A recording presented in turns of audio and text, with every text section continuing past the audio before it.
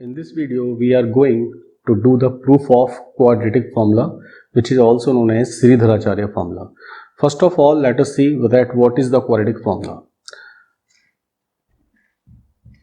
When we have quadratic equation ax square plus bx plus c equal to 0, then x equal to minus b plus minus under root b square minus 4ac upon 2a.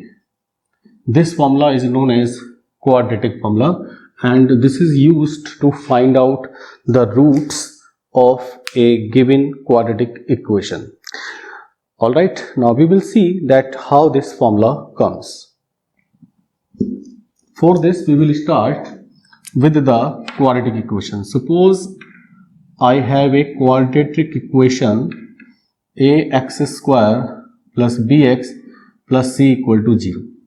We call it general quadratic equation because in this ABC can be any real numbers, and you have to note that a cannot be 0. Why? Because if a will become 0, then this part will go, and if this part is not present in the equation, then you cannot say that it is quadratic equation. In that case, it will left only linear. So a not equal to 0 is a compulsory part for the quadratic equation. Now, my purpose is to obtain quadratic formula from it. First of all, I am dividing the whole equation by a. So here x square will come, bx upon a will come here c upon a. After that, I am shifting the constant part to other side. X square plus bx upon a is equal to minus c upon a. Now, most important part of this proof is to convert the left hand side into a perfect square. This is the main thing in this derivation. And to convert these two terms into a perfect square, I need a term, a special term, which if added here, then it will make it a whole square.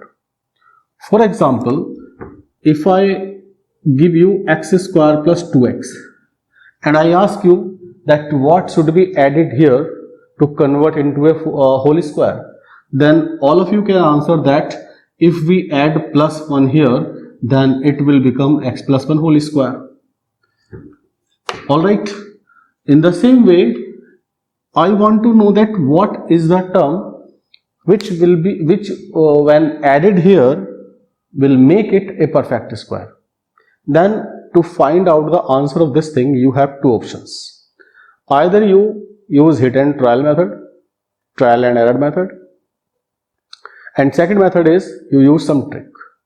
So I will tell you that trick here, by which you will find out that what should be added into these two terms so that it may become a perfect square. And this trick will be applicable in all the situations of this type. For that, what is the trick? First of all, you write down that what is the coefficient of x. Coefficient of x is b upon a. Coefficient means the numbers which are coming with x. So b upon a is the coefficient of x in this. Then do the half of that. So b upon a into 1 by 2 equal to b upon 2a. After that, do the square of this thing. So b upon 2a whole square is equal to b square upon 4a square. So I have obtained that important term which will be added here, and it will become into a whole square. So adding b square upon 4a square to both sides. This implies that x square plus bx upon a plus b square upon 4a square. Since you are adding something in left side, so you are forced to add the same thing in the right side also. So minus c upon a plus b square upon 4a square. So I added same quantity on both the sides to maintain the balance of the equation. After that, these three terms will convert into a whole square, and whose square it will be, that can be decided by this trick. Take the under root of this, take the sign of middle term, take the under root of this. Under root of b square is b, under root of 4a square is 2a, and put a whole square over the bracket. Here in this side, 4a square is the LCM, a cut, so 4a will be multiplied here, minus 4ac and plus b square. Now, might be possible that you're thinking that is it right or wrong. For that, you can simply open the whole square of this by using this identity, a plus b whole square equal to a square plus b square plus 2ab. All of you remember, all of you must be knowing this identity. If I apply this, first of all you do the square of x, and square of x will be x square. After that you will do the square of b upon 2a, so b square upon 4a square will come here. Then after that you will do the product of these, and you will do the double of that product. It means you will do 2ab. So 2ab means 2 into x into b upon 2a. So 2 and 2 cut, so bx upon a will left. So that is present here. So a plus b whole square equal to a square plus b square plus 2ab. So these three terms are becoming the whole square of this thing. I am repeating, take the under root of this, take the under root of this here, and take the sign of this here.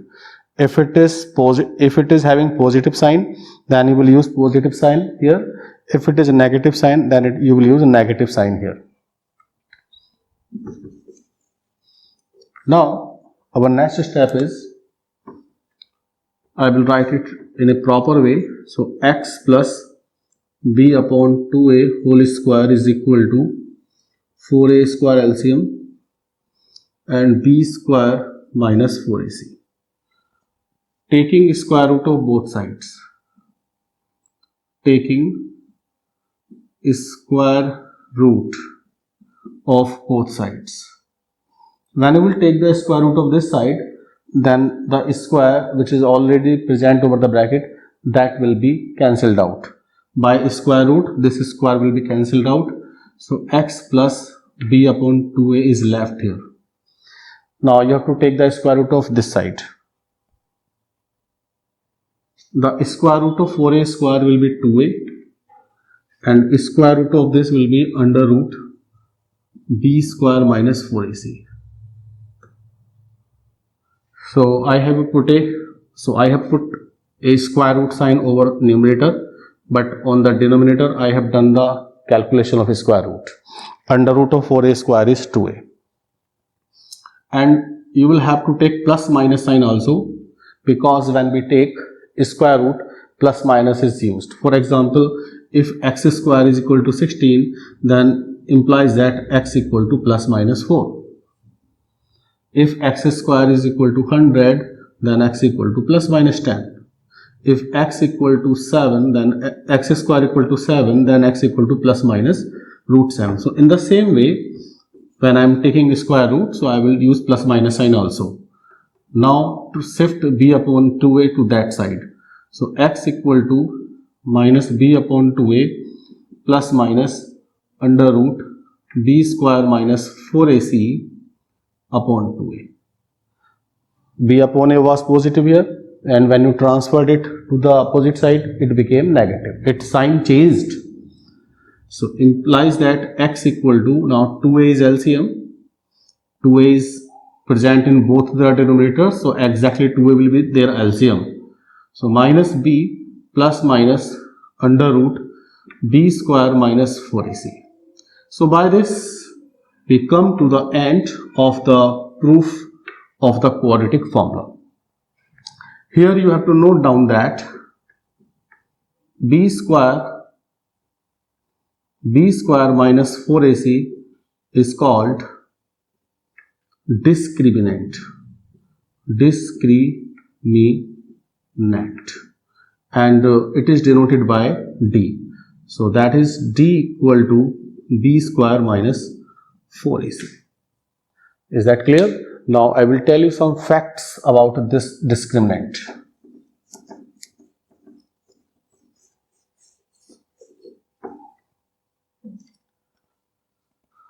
If point number 1, if b square minus 4ac is less than 0, that is b square minus 4ac is negative. Any number which is less than 0 is obviously negative. For example, if I take minus 7, then minus 7 is a negative number which is less than 0. So when b square minus 4ac is less than 0, I can say that b square minus 4ac is negative. Implies that under root b square minus 4ac is equal to under root negative value that is not real. So here you have to remember this point. Whenever we have a negative value inside the square root sign, then result is not real. If negative value is coming under the square root sign, the result is not real. So b square minus 4ac whole under root is not real in this situation. And if b square minus 4ac is not real, then you can see that b square minus 4 under root b square minus 4ac is a part of this formula, and if this part is not real, then what will be the effect on the value of x? If this value is not real, then overall value will also not be real. So in that situation, x will not be real. So this implies that roots are not real. So here we are obtaining a very important result, that if b square minus 4ac is less than 0, then roots are not real. Number 2 point, if b square minus 4ac equal to 0. If b square minus 4ac equal to 0, then you put this value here into this formula. If I put 0 here, then this part will be cancelled out. This part will be vanished. So only minus b upon 2a will left. So the value of x will come minus b upon 2a. It means only one root you are getting, which is minus b upon 2a. But all of us know that quadratic equation has two roots. So in this situation, if you are getting only one root, it means that other root is also equal to this root.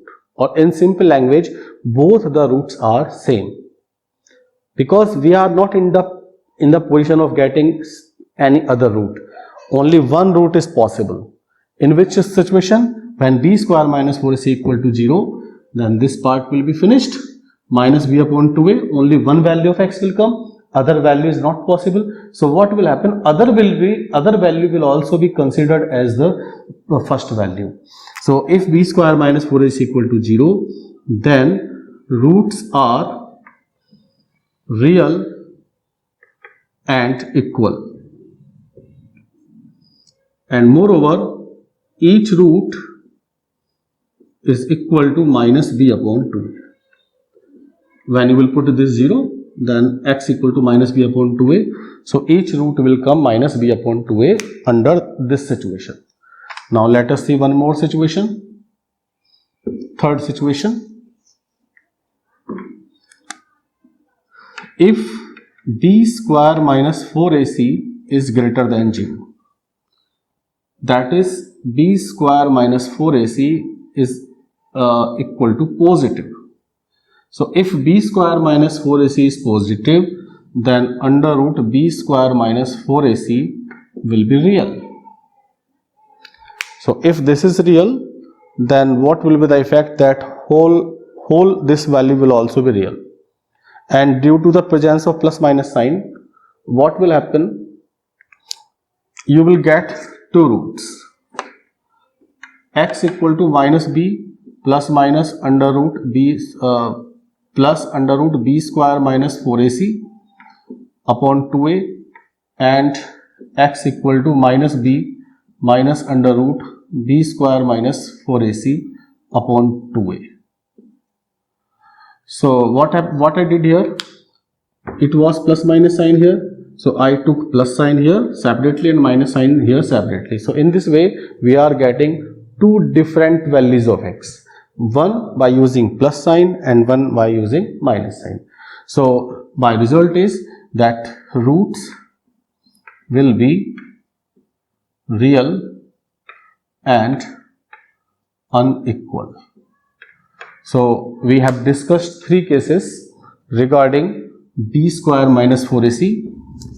Let us see these results again in short. Number one, if b square minus 4ac is less than 0, then what will happen? Then roots will not be real. Point number two, if b square minus 4ac equal to 0, then what will happen? Then both of the roots will be real and equal, and each root will be equal to minus b upon 2a. Third, if b square minus 4ac is greater than 0, then the roots will be real and equal. So by this we come to the end of this topic. Thank you.